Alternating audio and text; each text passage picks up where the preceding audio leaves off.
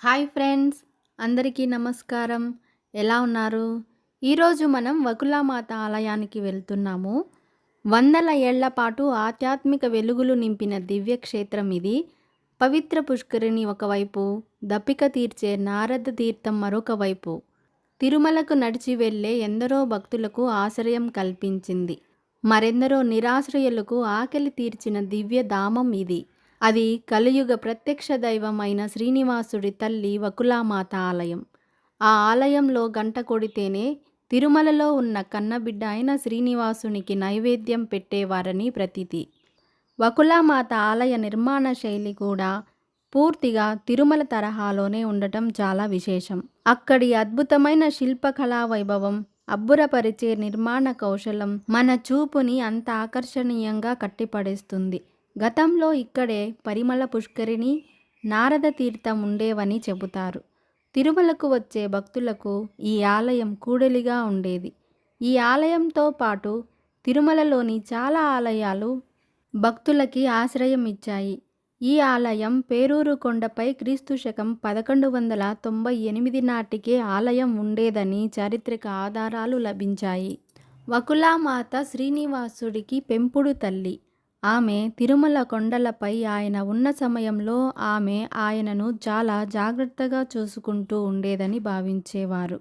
అదేవిధంగా శ్రీకృష్ణుడికి పెంపుడు తల్లి యశోద అవతారంగా కూడా ఈమెను భావిస్తారు. ఈ ఆలయం ప్రత్యేకత ఏమిటి అంటే తల్లి కొడుకుల మధ్య సంబంధం మరియు తల్లి ప్రేమ ఇక్కడ కనిపిస్తుంది. మాత వకులాదేవి కోరిక మేరకు మాత ముఖం వెంకటేశ్వరుడు నివసించే 7 కొండల వైపు చూసే విధంగా ఈ ఆలయం నిర్మించబడింది.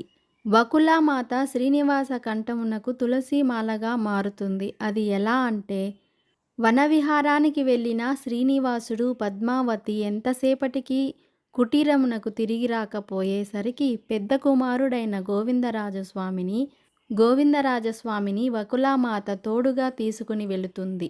ఆనంద నిలయమునకు సమీపమున శిలగా మారిన శ్రీనివాసుణ్ణి చూసి నాయనా శ్రీనివాస అంటూ ఆర్తనాదాలు చేస్తుంది. శిలలో నుండి మాటలు వినిపిస్తాయి. అమ్మా జనని, నీకు ముక్తిని ప్రసాదిస్తున్నాను. నీవు తులసిమాలగా మారి నా కంఠమున చేరు అన్నట్లు వినిపిస్తుంది. వకులామాత తులసిమాలగా మారి శ్రీనివాసుని కంఠమునకు చేరుతుంది. అందుకే తులసీ దళాలతో శ్రీనివాస స్వామిని పూజిస్తారు. శ్రీనివాస స్వామికి కంఠమునకు తులసీ దళాల మాలను ధరిస్తారు.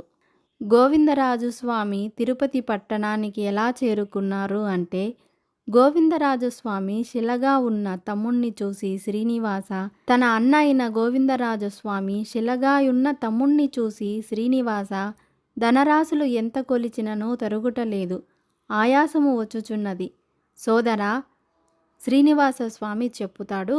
అప్పుడు సోదరా, నీ హస్తమందు ధనరేఖలు ఉన్నవి కావున సిరి ఎక్కువ అవుతున్నది.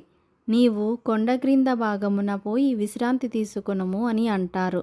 అప్పుడు తన తమ్ముడైన శ్రీనివాస స్వామి చెప్పిన మాటలు విని వెంటనే గోవిందరాజు స్వామి కొండ క్రిందకు పోయి కొలత పాత్ర తల కింద ఉంచుకొని శిలగా మారిపోతాడు.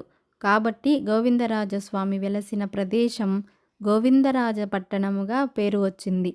అదే తిరుపతి పట్టణం.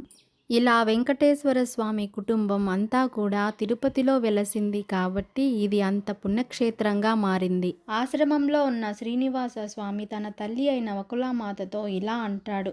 అమ్మ పద్మావతీదేవితో నాకు పెళ్లి కుదిర్చమని ఆమె తండ్రితో నువ్వు మాట్లాడు అని. అలాగే వెళ్లే దారిలో శివాలయం ఉంటుంది.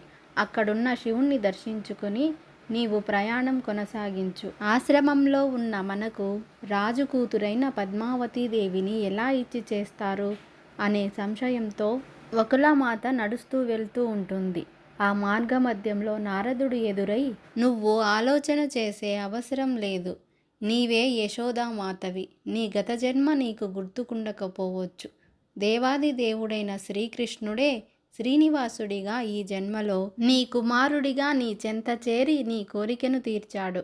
కాబట్టి సాక్షాత్తు లక్ష్మీదేవి అయిన పద్మావతీదేవి తండ్రి దగ్గరకు వెళ్ళి నీవు అడిగినంత మాత్రాన్నే ఆయన ఒప్పుకుంటాడు. ఆ విధంగా ఆ ఇద్దరి పరమదంపతుల వివాహాన్ని నారాయణవనంలో జరిపిస్తుంది. ఇప్పుడున్న కళ్యాణ వెంకటేశ్వర స్వామి గుడి అదే.